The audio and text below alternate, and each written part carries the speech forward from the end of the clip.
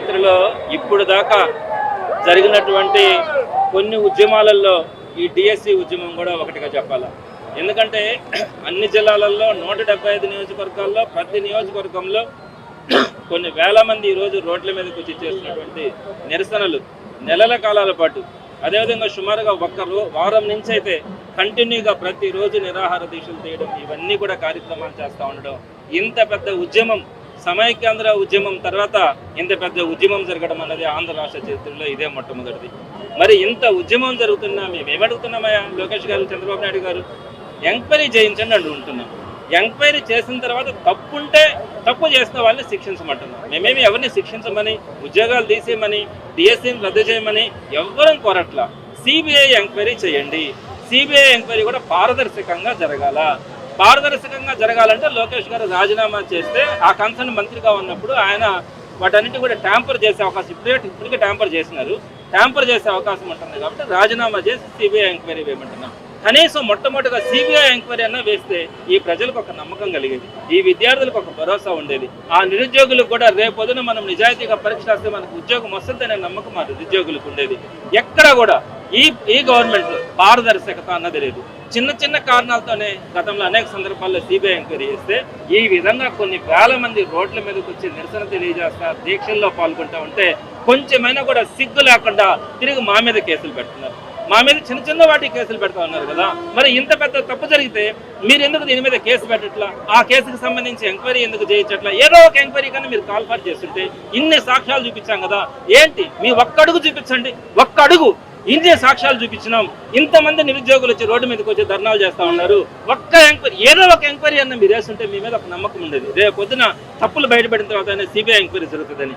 కనీసం మీ నుంచి ఒక్క స్పందన కూడా లేకుండా మీరు చేసింది ఏంటి?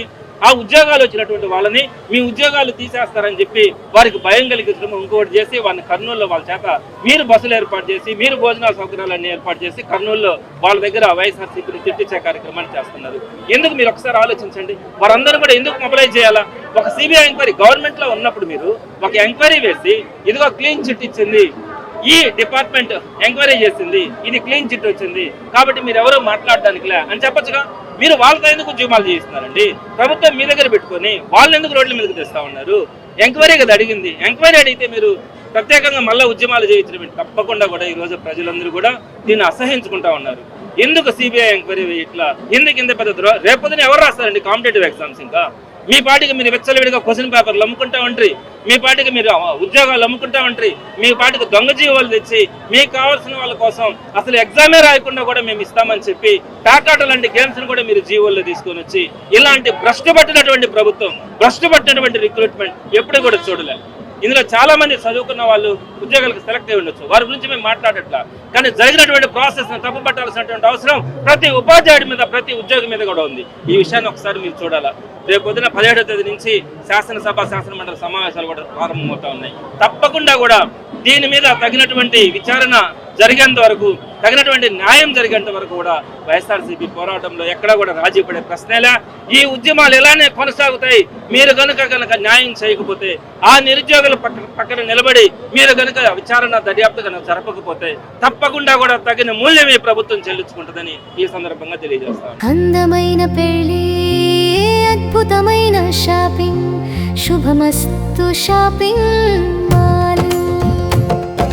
సంబరాల పెళ్లి, సంతోషమైన షాపింగ్, శుభమస్తు షాపింగ్ మాల్. ఇంట్లో పెళ్లి అంటే ఆనందం, సంబరం, ఇంకా చాలా షాపింగ్. వధువు పట్టు చీరల నుండి వరుడు శర్వాణీల వరకు, అమ్మా నాన్నల డ్రెస్సుల నుండి పిల్లల ఫ్యాషన్ వరకు, పెళ్లికి కావలసిన ప్రతి ఒక్కరి డ్రెస్సులు ఒకే చోట మన శుభమస్తు షాపింగ్ మాల్ లో. ట్రెడిషనల్ అండ్ మోడర్న్ కలెక్షన్స్, ఇలా మొత్తం ఫ్యామిలీ కోసం. శుభమస్తు shopping mall, BRC centre, Nellore.